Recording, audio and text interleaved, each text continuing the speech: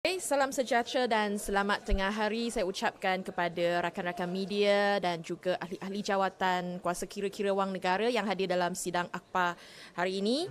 So YB Pengerusi PAC YB Datuk Mas Amiati binti Samsudi menyampaikan salam pada ahli-ahli media. Beliau tidak dapat hadir kerana lawatan kerja ke Sri Lanka bermula hari ini hingga Khamis ini.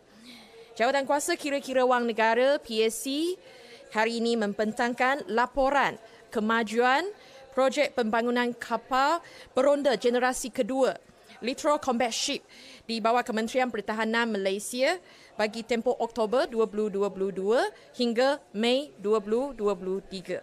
Laporan ini dibentangkan selepas PAC mengadakan satu sesi lawatan kerja ke kapal LCS 1 KD Maharaja Lela di limbungan kapal Bolstead Naval Shipyard untuk melihat kemajuan kerja-kerja pembinaan LCS serta simpanan stok peralatan dan kelengkapan LCS pada 10 Jun 2023 dan diikuti dengan mesyuarat prosiding.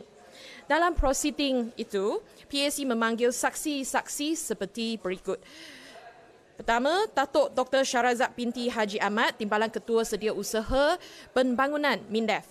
Kedua, Datuk Ahmad Nazim bin Abdul Rahman, Ketua Eksekutif Lembaga Tabung Angkatan Tentera dan juga Kapten Besara Insinyur Azhar bin Jumaat, Ketua Pegawai Eksekutif Syarikat BNS Sendirian Berhad. Mesyuarat penyediaan laporan ini dibuat pada 13 hari bulan September 2023 dan turut hadir sama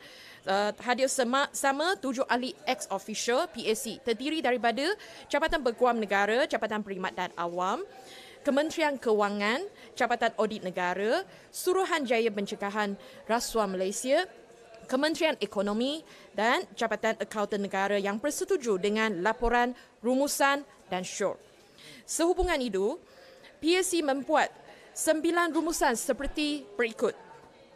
Diada kemajuan bagi pembinaan LCS sejak daripada lawatan PAC Parlimen ke-14 pada 11 Disember 2021 hingga lawatan PAC Parlimen ke-15 pada 10 Jun 2023.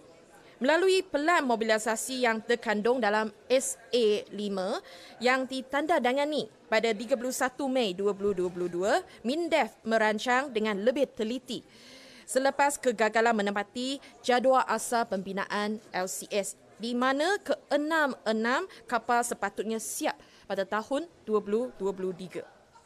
Isu utama detail design LCS masih belum diselesaikan yang mana kini berada pada kadar 96% kesiapan di peringkat kontraktor pembinaan dengan hanya 84% sahaja telah melalui peringkat pengesahan, verifikasi dan kelulusan oleh pihak Naval Group daripada Perancis sebagai penguasa reka bentuk LCS.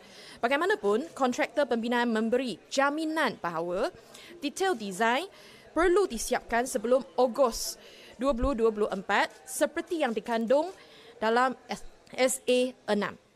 Keputusan kerajaan mengambil alih BNS melalui penubuhan Ocean Sunshine Berhad, sebuah SPV, dapat membantu mengembalikan kepercayaan pemegang saham, pihak bank dan pihak pembekal dalam pelaksanaan projek pembinaan LCS. Kerajaan memutuskan untuk mengurangkan bilangan LCS daripada 6 ke 5 buah berikutan pembinaan blok LCS 6 masih belum dimulakan dan peralatan yang telah dibeli boleh digunakan pada LCS yang lain.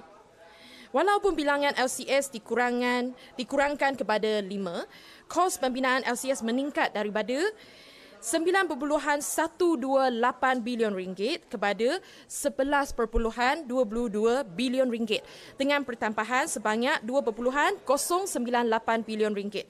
Berpunca daripada kos bagi reka bentuk itu amount adalah 0.211 bilion ringgit, harga peralatan 1.214 bilion ringgit, insurans dan risiko 0.466 bilion ringgit, kos kewangan 0.143 bilion ringgit dan kos pengurusan projek 0.066 bilion ringgit. Kelewatan dan pertambahan masa juga merupakan faktor utama peningkatan ini berlaku. Tempoh masa pembinaan LCS dilanjutkan lagi kepada 83 bulan dan dijangka TLDM hanya dapat memperolehi ke-55 LCS pada tahun 2029 berbanding kontrak asal di mana LCS 5 sepatutnya diserahkan pada tahun 2022. Perjanjian SA6 yang ditandatangani pada 26 Mei 2023 tidak mendapat persetujuan AGC. Memandangkan Jabatan Perkenaan menjelaskan bahawa pihaknya telah memaklumkan kepada MINDEF bahawa perlu ada tindakan lanjut bagi SA6 dan dikemukakan kembali kepada AGC sebelum ia ditandatangani. Keputusan MINDEF membelakangkan AGC dalam menandatangani SA6 ialah satu tindakan yang tidak wajar dilakukan kerana ia boleh memberikan implikasi perundangan kepada kerajaan dan ia tidak boleh berulang. Sebagai langkah penambahbaikan, PSC Parlimen mengesyorkan 6 perkara kepada kerajaan untuk dilaksanakan seperti berikut. 1. MINDEF perlu memastikan pelaksanaan pelan mobilisasi mengikut syarat yang telah ditetapkan dengan kapal pertama LCS disiapkan pada Mei 2024 dan diserahkan kepada TLDM pada Ogos 2026. 2. MINDEF perlu memastikan kontraktor pembinaan menyiapkan detail design sepenuhnya termasuk mendapat kelulusan daripada Naval Group sebelum Ogos 2024 seperti yang terkandung dalam SA6. 3. Kerajaan hendaklah memastikan pengambil alihan BNS oleh Ocean Sunshine Berhad mencapai matlamat asal pelaksanaannya. 4. MINDEF dan TLDM bertanggungjawab dalam memastikan keseluruhan projek pembinaan 5 buah LCS bernilai 11.22 bilion ringgit boleh disiapkan serta diserahkan kepada TLDM mengikut tempoh dan kos yang telah dipersetujui dalam SA6. Kementerian dan agensi kerajaan hendaklah memastikan supaya draft kontrak yang dirunding dengan syarikat telah dirujuk dan disemak sebagai teratur serta dipersetujui oleh Jabatan Peguam Negara terlebih dahulu sebelum ditandatangani. Keenam, Jabatan Audit Negara perlu menjalankan perauditan sebelum LCS 1 diserahkan kepada TLDM dan membentangkannya di Parlimen.